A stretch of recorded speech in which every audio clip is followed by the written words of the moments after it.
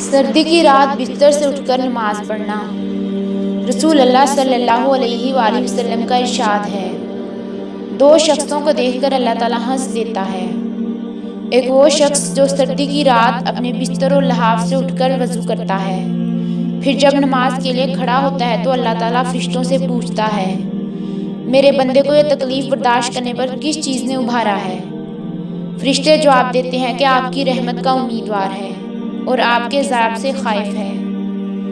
اللہ تعالیٰ فرماتا ہے کہ تم لوگ گواہ رہو، میں نے اس کی امیدیں پوری کر دیں اور جس چیز سے وہ خوف کھا رہا ہے اسے امن دے دیا۔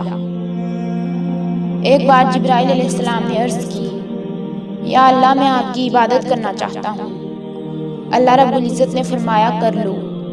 انہوں نے 2 رکعت نماز کی نیت باندھی اور اس اہتمام کے ساتھ نماز ادا کی کہ 40 سال کے بعد سلام پھیرا۔ اللہ نے فرمایا، تم نے بہت اچھی نماز پڑھی ہے، لیکن ایک امت آنے والی ہے جس کی فجر کی 2 سنتیں تیری اس 2 رکعتوں سے بڑھ کے ہوں گی۔ صدقہ جاریہ کی نیت سے اس حدیث کو شیئر ضرور کریں، ہو سکتا ہے آپ کا ایک شیئر کسی کی زندگی بدل دے۔